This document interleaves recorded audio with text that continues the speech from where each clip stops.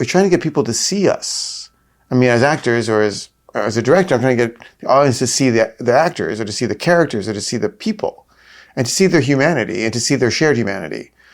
Whatever the thing that you would see that you would recognize in yourself and be like, oh yeah, I know what that is and I recognize it, right? Diane Arbus has that line in her preface to her book, it's what I've never seen before that I recognize. And this idea that something new is the thing that you're going to recognize is like such a beautiful concept. And that's what you're always trying to do in writing and acting and in anything. Filmmaker Magazine presents Back to One with Peter Rinaldi. Caveh Zahedi is an actor. I sat down with him at his home in Brooklyn to talk about the work. You primarily act as yourself. Mm-hmm. You have been acting as yourself for over 30 years. Uh-huh. What is the goal when you act as yourself? Because it's different when you don't act as yourself, right? There's this worry. An actor wants to be the first person to believe that they are the person, right? So they have to fool themselves. There's none of that when you're playing yourself, right? So that's gone. The goal is not to fool yourself and then to fool other people to make them think that you are this person. The goal is reached. You are the person. Everyone knows you are the person. So there's not that goal. So what is the goal when you act in these things? Just try not to act. Non-acting. Yeah. Naturalism, or is that reductive? I mean, I think it's the right direction. I mean, it's like it's very easy to fall into a shtick or some kind of like, I don't know, everyone uses the word performativity now, but it's like it's kind of true. Like, you know, I was in class the other day. It was the first day of class, and I walked in. There were cameras rolling. We were filming the class, and it was a new class, but some people had been in my previous classes. And I started talking about what we were going to do. And this girl in the class was like, Caveh, what are you doing? Like, I feel like you're not being genuine. I'm like, I think I'm being genuine. I'm just like, you're not like this normally. I'm like, well, it's the first day of class, and I don't know these people. And this is me on the first day of class, not knowing people, and with cameras rolling. But I'm trying to be genuine. I'm not trying not to be genuine. It's just, and it's like, it was just like a different part of me that was coming out, kind of a little more, probably uncomfortable. Today, you know, I did a Zoom call with Orla, these two people, and I'd never met her, you know, in person. We've just been emailing, and I was aware that I come off really cold. You were aware of this, or you're aware of it because people told you that? People have told me in the past that when they meet me, I just seem really cold and serious and very different than I appear in my films. Right. Where I seem kind of warm and fun. Right. And kind of like fuzzy. Yeah. You know, like you can hug me or something. Yeah. And I'm the opposite of that. I'm kind of like cold, icy presence.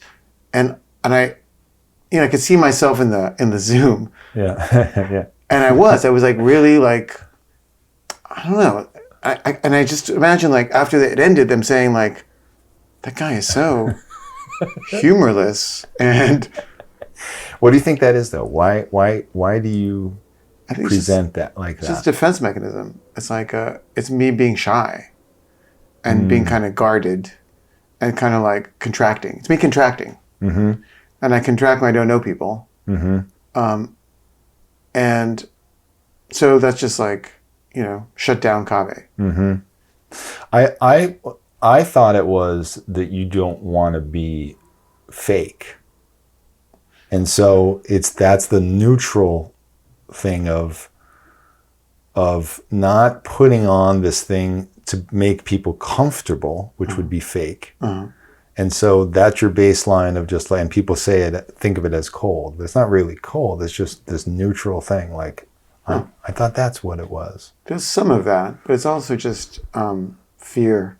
And I don't know. It's like I wish I'd been warmer. And it's just something as simple as like, I could have just said, thank you so much for reaching out and for organizing this. I know it's a lot of work, and I appreciate your faith in me. Like, that would have just been a nice thing to say. Yes, but and it's not fake. Somebody would have fainted because you never say that. They would, But it's not that I don't feel it. Right. I just don't say it. Right. And I was like, why not be a little more generous or warm? Yeah.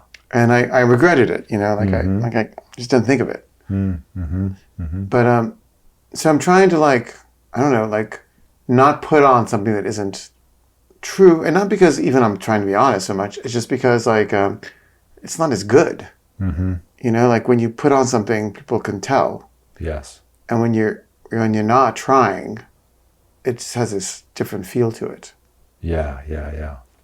But and has this changed, what I'm about to ask? Do you feel like there is an important presentation of yourself that, for dramatic purposes, that needs to be presented to people for dramatic purposes of whatever story you're telling?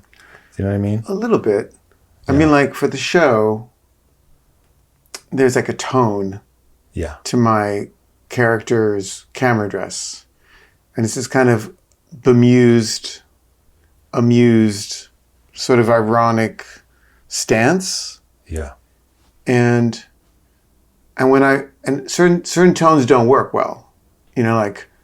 Anger doesn't work great. Right. Nobody really wants to see that. Right. And self-pity doesn't work, There's just what works is a kind of cosmic irony, or, seeing the humor in things in the tone of how you say it is really, I think, good. But also you can't overdo it. Right. And be ha ha, isn't that funny? You just have to have a kind of a low key humor. Yeah. I mean, I find that's what works the best. And it's weird that you've always had that though. Is Las Vegas the first time you did a camera address? Yeah.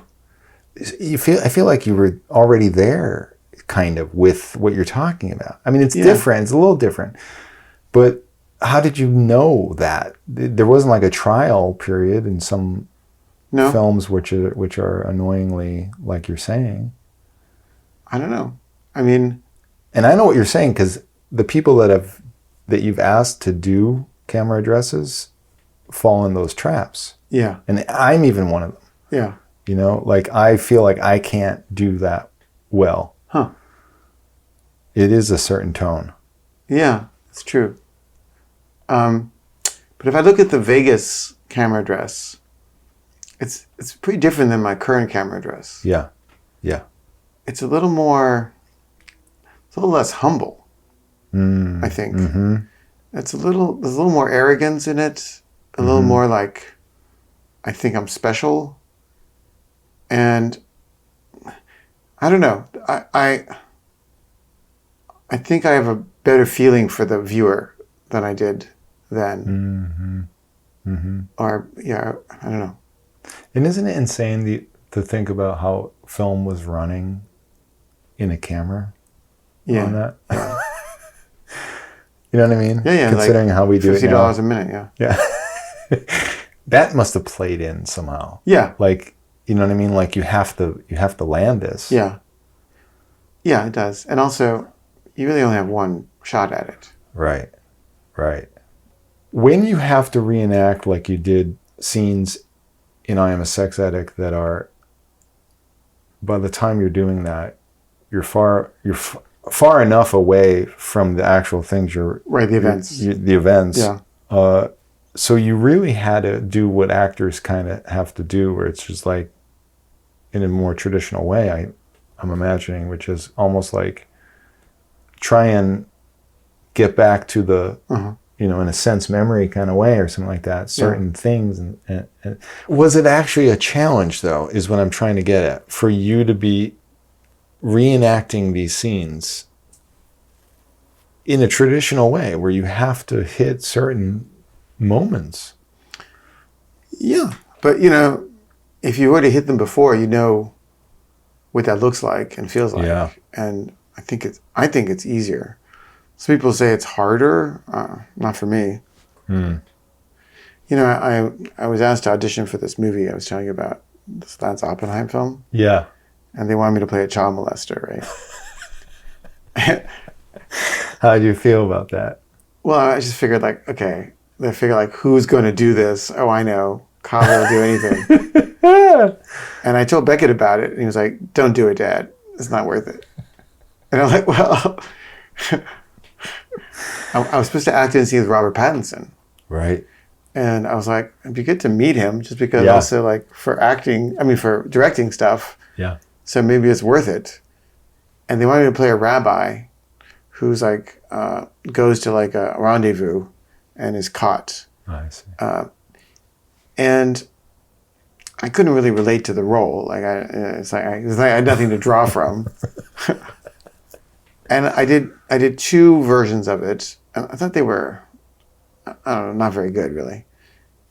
And then I thought, okay, I'm going to try one where I'm going to try to use something like basically method acting and use some sense memory that I have. And the thing that was closest to me was prostitutes. Mm-hmm. Like when I'd go to a prostitute, I would be kind of nervous and kind of scared and feel kind of guilty. Mm-hmm. And I had this kind of like nervous energy that I could tap into if I was doing that.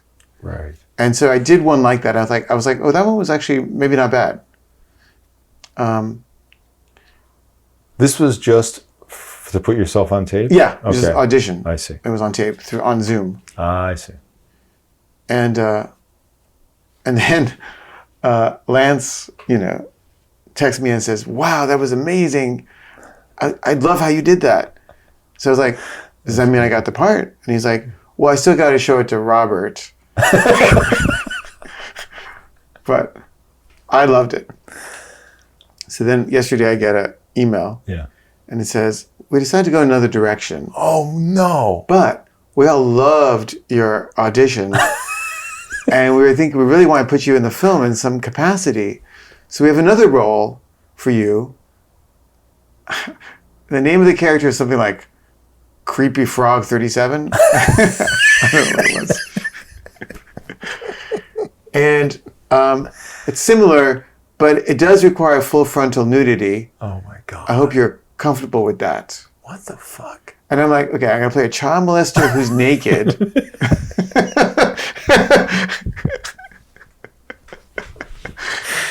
And It's so funny. They're like, we're going to go another direction, but here's something else. And it's worse than the child molester.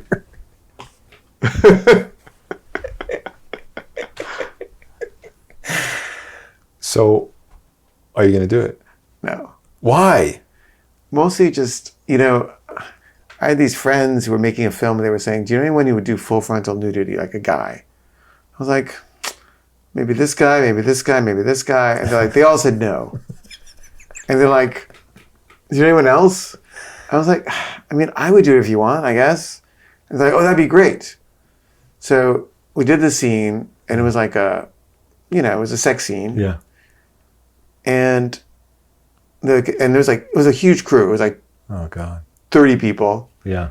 And okay, now you take off your clothes now.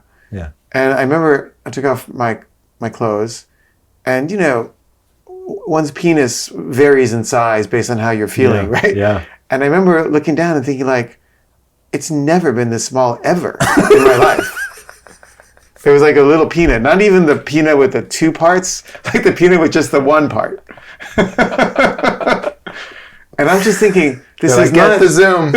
this is not how my penis normally looks, guys. It's just really scared right now. You said that? No, I'm just thinking that. The whole time I'm just thinking like, this is not an accurate representation. But I did it. The movie was stupid. No one saw it. But Never again. well, no. But like back then, like my penis was maybe small, but like I was okay with my body. Mm-hmm. Like now I'm older. I'm just more self-conscious. Mm-hmm. I feel like I've gained some weight, and I just don't want to I just don't want that. Does going through this make you reevaluate when you've asked actors to get naked for your films? Not really. I mean, usually it's like, you want to, you don't, and if you don't, you don't. I mean, do you think it doesn't relate because usually you're asking people that have good bodies to get naked? That's one of the things, yeah. Yeah. That is one of the things. There's a scene in the new episode of the new season, in the casting session. Remember that? Yes. And I ask a woman if she's comfortable Yes. doing a nude scene, and I try to be really upfront about it. Like, it's kind of a thankless scene. It's very quick. Yeah. It's just you partially naked having sex with somebody for like 3 seconds. Yeah. And it's very interesting. It's how totally she answers fine it. if you don't. Yeah. She's like, "Is it blurred?" And I'm like, "Be blurred there, but there's a version of it that won't be blurred." You were really honest. I was really honest with her, Yeah. and I was like, "If you're worried about that, you probably shouldn't do it." Right. And she's like, "Yeah." Yeah. It doesn't I'd be seem okay with like that. it seems like she's saying that in the moment. Exactly. Yeah. And just because I was tempted to do this just because Robert Pattinson was in it. Yeah. And also, it might pay well and it might lead to something, and I go to New Orleans, and I don't know, it just seemed like it might be a good career move on some level. Yeah. Bad career move on other levels, but I could see like that there could be like some kind of draw that would overcome your inhibition. Mm-hmm. And it felt like that's what was happening there. Like she thought, Yes. my career, my Yes. self-consciousness, my modesty, and she was like, okay, yeah, I'll do it. But you felt like she didn't want to do it. Right. And I don't blame her. It was kind of sad. Yeah, it was sad. Yeah. But some people are like, yeah, I'll do it. Like I would love to take my clothes off in front of the camera. It's almost like if you ask that question and you don't get a yeah, even if it's a hesitation and then a yes, it's a problem. Yeah. Yeah. And I didn't push it. I don't think I ever called her when I was looking for that role. I was just like, I don't think that you really want this. Right. And I remember, Emily, I was trying to cast this role, and I was like, it requires nudity. Are you okay? She said, I love my body. I'm totally fine with that. So that's why you were really pushing her. When she had said she was comfortable with nudity. That was the whole reason we hired her, was because she was comfortable with nudity. And then we get to the scene and she's like, I don't feel comfortable doing this. I don't want to do it. And I'm like, Emily. That scene echoes the frustration with Mandy in this season, but of course you explode. Yeah. But it's a similar thing. It's like somebody saying they're going to do something, and when you get there, the crew's all there. Yeah. And they're not willing to do it. Yeah. Then you've handled. I don't think you handled Emily so bad, but I don't know how the general world sees that. Yeah, they don't see it that way. Yeah. Is that one of the things that they don't like? People don't like about what you? Yeah. Do? I mean, it's one of the things people criticize. They're like, the poor girl is saying to you she doesn't want to do it, and you keep pushing her. Yeah. It's like, well, you don't realize, like, she had said she would do it before that. Yeah. I wonder what the world thinks of somebody who says they're going to do it, and then they get there and they don't. I mean, maybe that's changed now. It doesn't matter. A woman can change. Yeah, change your mind. Doesn't matter. If she changes her mind. Doesn't matter if the whole crew is waiting, if people have been paid. Doesn't matter. Changed her mind. She wasn't lying. She just thought she wanted to, and then she realized she doesn't. And she has the right to do that. One of my favorite scenes in the show about the show is a scene that's a real scene that you're in with two actors, and it's do you know what I'm thinking without even in season 1 with the women at the thing. That's a great scene. Betsy Adem and Elena McGee. Yeah, I wasn't there. Maybe that's why I like it, because it exists as a scene to me. But you hold your own with these veteran actors. How did you feel there? Like, were you nervous working with actors and like trying to depict that? No. I mean, they're so good in it. They're so good.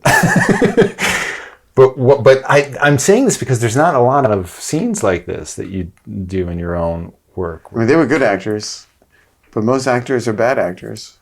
So you don't have any intimidation, like when you're in a scene with actors. Well, for the Brecht script, Yeah. I told you we got a Dolores Eidinger, Right. who's famously great actor. Right.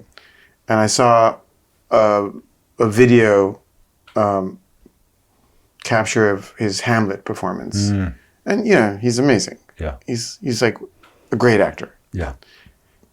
And he liked the script and he was interested and he wanted to meet on Zoom. And he said, something about he likes it that I'm playing myself. And I said, well, I'm actually thinking of having someone else play me. And he was like, really? Why? I said, well, because I'm not a great actor and I feel like you deserve a great actor to play against you or opposite you. And he said, I don't buy all those categories, great actor, bad actors. I think that's bullshit.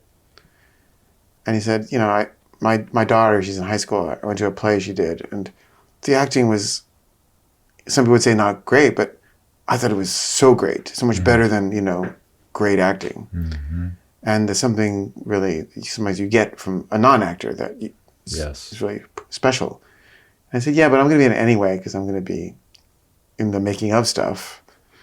And I said, I'm open to it, but I'm a little intimidated, frankly, by acting opposite you because I just think, I'm intimidated by him.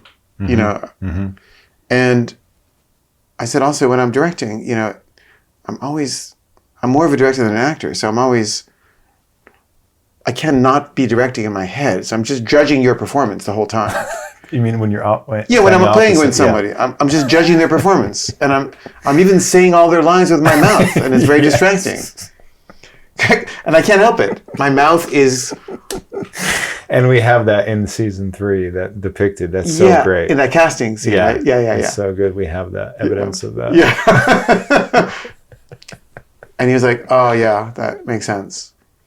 But, I'm just like, I can never really just surrender if I'm directing. Like, I'm always thinking, is that a good take? Did you do it right? Did we do it again? Like, it's all about the other person. I'm not thinking about me.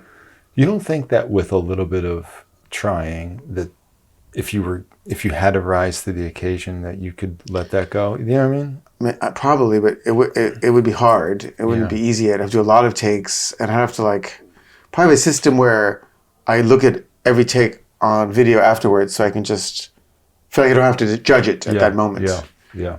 So maybe, but that would just be more cumbersome. Yeah. Let's just say they wanted to run with you as the rabbi pedophile, right? Uh-huh. And would you actually take this seriously and try to prepare and try and do a little work on it? I'm just curious, or would you just be like, no, I'm just going to wing it when I get there. Let's see what clothes they give me. You know what I mean? Would you look into rabbis or anything? No, I wouldn't.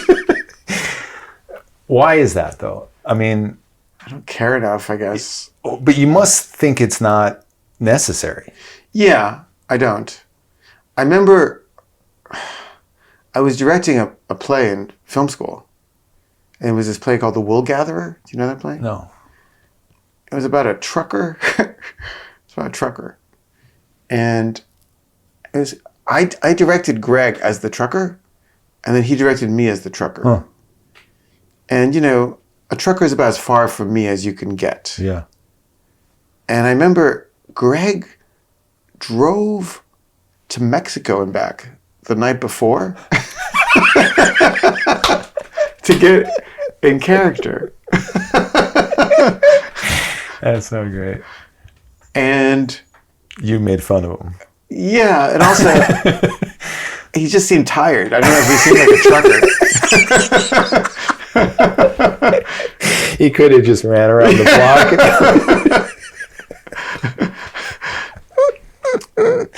And I tried to do a trucker, and it was just so fake. It was just like, hey, hand me that beer. I don't need a can opener. And I don't know, it was just so bad. And then I took this acting class for a while. Great footage of you rehearsing and stuff. That scene in the box set. Yeah. right? From Runaway Train. We did include that, right? Yeah. Did we? Huh? Probably, yeah. I think we did. Yeah. But it's just... You were taking it seriously when you were in that class. I kind of was, yeah. And they all hated me in that class. Because you were arrogant? Yeah, and I would just say, that's terrible what you just did. And they were like, do not say that. People's egos are very sensitive. You're going to completely like destroy this person. And I remember this guy, he had like done this monologue from Long Day's Journey into Night. So it's like a really long monologue in there. And it's very like heavy-handed. Yeah. You know? Yeah. Kind of stupid, I think. And this guy, like, he was pouring his heart out. It was so bad. It was like fake from beginning to end. Yeah. The only thing that was impressive about it was that he had memorized a lot of words, you know? And he's doing this thing, and I'm just thinking, wow, when can I laugh? I just try not to laugh. Yeah. And then when it was over, they're all going, amazing, bravo, oh my God, that was and I was like, no, it wasn't. So you spoke up and said, no, yeah. it wasn't. And everybody was really upset because it was almost like a cult where there's this everyone has to pretend that everyone else is good. So they'll pretend that you're good. And you can have a little bit of self-esteem after being rejected 10 times a day from every audition you go to. Right. It's a horrible life. Were you, though, taking what they were saying to you seriously? I was. Well, how could you trust them if you saw that they I mean, I didn't at a certain point. Yeah. And also, I was like really micromanaging. And they hated that. And I think they quit. They were like, we can't do this. Every little moment of every little word, you're going to like adjust. I'm like, yeah, it's because I think it could be better. But, you know, it was like a totally like water and oil. It was just not a good fit. Well, this leads into the way you direct, which is kind of like this. Which is which I began being alarmed by. And now, after the 7 years of this show and talking to actors, trying to be a better actor's director, I am both, and I mean this, both more horrified and though also kind of make fun of myself for thinking actors couldn't take this the way you do it back then. Some can't. Right. But I'm curious if you think that there's any room for improvement in terms of how you talk to actors. Do you know what I mean? Like if you just said like some can't take it, but like of course there is room for improvement. But it's like the problem is there's a fine line between improvement and dishonesty or being fake. And there's something really good or healthy or effective about just saying what you think. And they know where you are coming from. They can feel the vibe. It's like it's all kind of clear. Yeah. And a lot of actors love it. They're like, I really appreciate you just say it and don't like talk to me in this twisted way like I'm a child. You know, just like it's just very simple. Yeah. And clear. Yeah. And you know, would there be a better way that's more diplomatic and more supportive? Yeah, of course. But I can't do that without teetering into something that is so self-conscious that we lose something else that is precious. So it's kind of like people have flaws, and the flaws are part of what's good about them. And if you try to get rid of the flaws, you often get rid of what's good about them too. You know? There was this there was a show, Love American Style. Do you remember that show? Yes. I remember there's this one episode where there's this kind of guy, he's like always cracking jokes. And he goes on a date. And he's like joking about everything. Everything's a joke. And the girl is like, at some point she's like, could you just be serious? Like, is everything a joke? Like, I want to see like who you really are. I just don't want this. And he's like, okay. And he starts trying to like be like authentic. And within a minute, she's like, you know what? Why don't you go back to the other thing?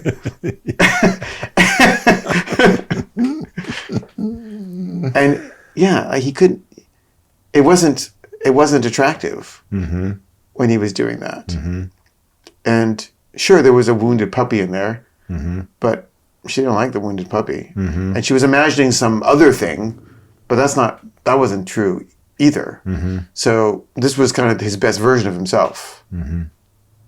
Don't you think, though, that there is a certain amount of collaboration that you could stand to let in a little bit more rather than a result-oriented approach? Sure, I've heard this from people. You're kidding. People have tried to get me to do this. And, you know, if somebody's really good and they are going to do something that's like better than what I had in mind, great, do it. My experience is usually like I have something in mind and they're not doing it. And what they're doing is worse. Yeah. You know, I'm not saying that it couldn't be better, and I'm sure sometimes it would be better, but generally, like, it's not. And, you know, I don't know, it's like... But I've seen, I'm just going to tell you what I've seen. I've seen somebody begin, and it's really bad, right, on your set. And you... On my set. Yeah, like in the show, right? And I could see you panic very fast. And then you say something to them, and it's really clear. And I see them shut down a little bit. And then it takes like 50 takes to get one that's kind of okay or approaching something that's not bad. Right.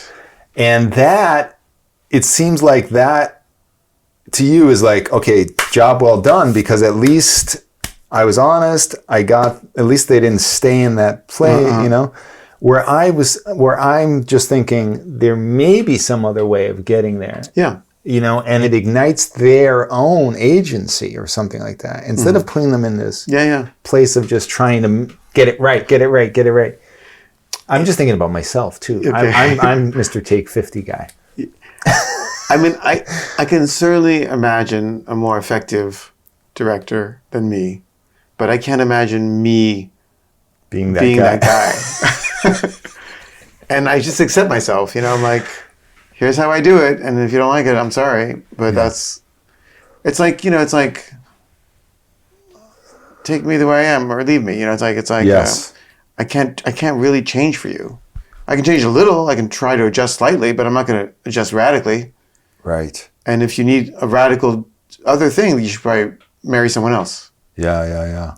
I mean, the people that have worked very well, I'm thinking of like Betsy, for you, like an Emmy, or like Theodore Belucas, who only did one take, one time, came on.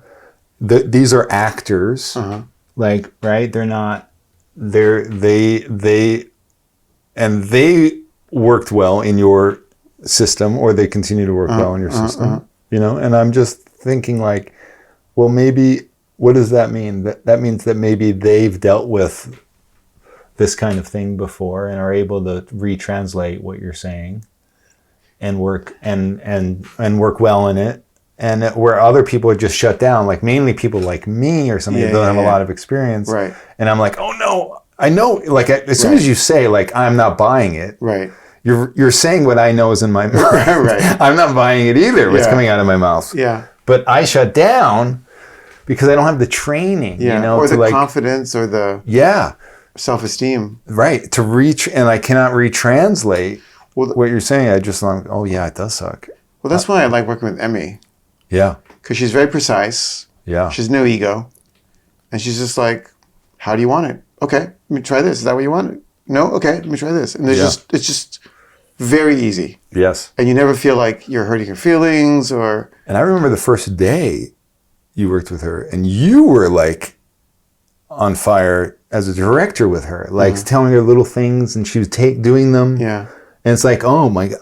It was interesting for me to see that. I was like, oh, well, why is she working so well with this? And like you were coming alive as a director and telling her little things to tweak. And I was like, all right, that's a good working relationship there that I was seeing. I mean, I think part of the actor's job really is to be egoless. And unfortunately, it draws people who are very ego wounded, and they're often have the biggest egos or the most delicate egos of anyone in the school. So it's a weird paradox. Right. But when you find someone who actually is egoless and actually has mastered that, they're amazing. Yeah. Yeah. And it just does seem like it's part of the job to be like, when the director says jump, you always say how high. I mean, you just say how high and jump. Yeah. And Jim Fletcher is a good example too. yeah, well, that guy is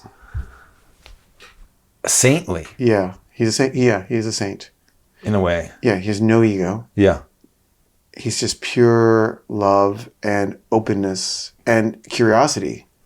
And he wants it to be challenging or different. Like he doesn't. Yeah. Yeah. I mean, he's amazing. That was seeing him work in the weird environment of Ulysses play was very inspirational, but it was also like almost annoying to be like in the presence of like, why is this guy not getting upset? Yeah. He should be getting upset. And it was always pitch perfect. Yeah. Always. And doing, yes, and every time it wasn't like this exactly the same. It was always, alive. Yeah. It was always alive. Always alive. Theoretically, because someone is playing themselves, like I'm talking about the people you have on that are playing themselves. So now this person is reenacting a moment that they had with you. You're calling them in as an actor to play themselves, saying the things they said. Theoretically, because someone is playing themselves and is saying something that in essence they actually said, aren't they beyond criticism? No. I mean theoretically here. You know what I mean? They're presenting what they said and a version of what they said. This is just another side. No. It's kind of like what you said before. No, because there's a bunch of takes, and some of them are better than others. What does that mean, better? Because they're playing themselves. Like, what is the goal of this person? That's what I'm trying to say. What are you trying to reach for this person? You're trying to... I guess it's just naturalism. You're just trying to get them to not act. You're saying sometimes they sound like they're acting. Yeah, I mean... What we're really trying to get is to get... expose somebody to someone else. It's about self-exposure and allowing someone to see. Like on this Zoom call today, I didn't let them see me. And I was being weirdly like, no peeking, you know? And the reason they want me to come to London is because they like my interiority. And I completely like didn't let them into it. And so they got nothing from me. Like I was just a blank slate. Maybe a slightly unfriendly one, but they couldn't see me. And I think we're trying to get people to see us. I mean, as actors or as a director, I'm trying to get the audience to see the actors or to see the characters or to see the people and to see their humanity and to see their shared humanity. Whatever the thing that you would see that you would recognize in yourself and be like, oh yeah, I know what that is and I recognize it, right? Diane Arbus has that line in her preface to her book, "It's what I've never seen before that I recognize." And this idea that something new is the thing that you're going to recognize is like such a beautiful concept. And that's what you're always trying to do in writing and acting and anything is to like be like, oh, I never saw that before, but I totally recognize it. I've seen that before. I just never noticed it. You are about to embark on hopefully on a feature that is certainly more traditional in terms of narrative, fictional narrative than you've ever done. Are you going to approach any of this differently for something like that? I mean, there's no people that I'm trying to reenact stuff that happened that I know how it happened, right? Or I have a memory of how it happened.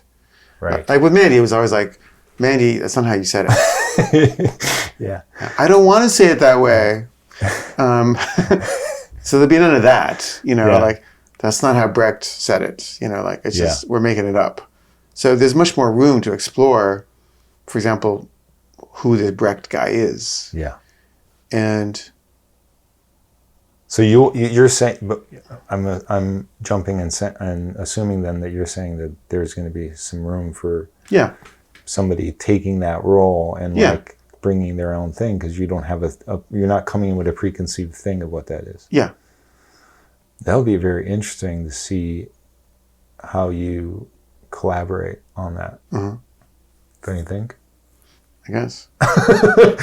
Because if you have time, it won't be like a result-oriented kind of approach. Right. Because... yeah, we'll just try things. Try things. Yeah. Yeah. That sounds fun. Isn't that exciting? Yeah. I mean, talking to Lars Eidinger on Zoom, I couldn't help thinking like, he actually... because I was worried like, maybe he doesn't look enough like Brecht or... and I was like, he actually is a lot like Brecht. I mean... and like, I remember like, he played Brecht in a movie. In a German film. Oh. And I didn't really like the way he did it. Oh. And I was kind of like, I don't know about this. And he didn't like that movie either. And he didn't like that. But like the real guy, like for example, they gave Brecht these glasses that, they thought were Brechtian, I guess. Maybe they even like copied some Brecht glasses. But he just looked like a caricature of Brecht. And then he had his own glasses. And like those glasses look so much more like Brecht. Interesting. Than the Brecht glasses did. Yeah. And by not trying to like be like Brecht, he was so much more like Brecht. Huh. There's just like this kind of intelligence and humor and subtlety that was just not in that role. Yeah. Where everything was just kind of like reduced. Yeah. And I don't blame him because I've seen him be really subtle. But I think probably the director was just like, be more like the cliche in my head.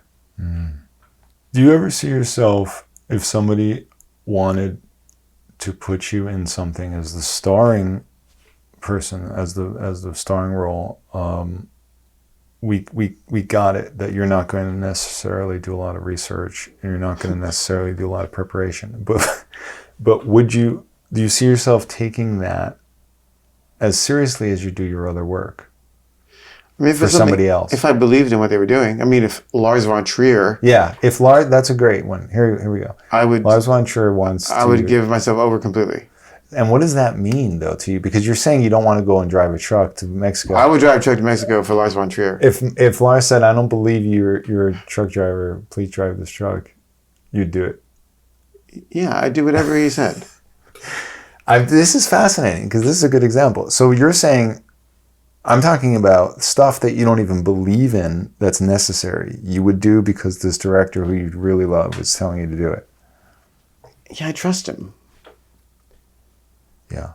I trust that he's got a deep and probably brilliant idea, and he knows what he's doing. Yeah. And my job is just to get out of the way of myself and just try to give him what he wants. And do you think any part of this has to do with like you actually trying to tap into what this craft is more than you do? I mean, I guess if he wanted me to or needed me to, I would do it.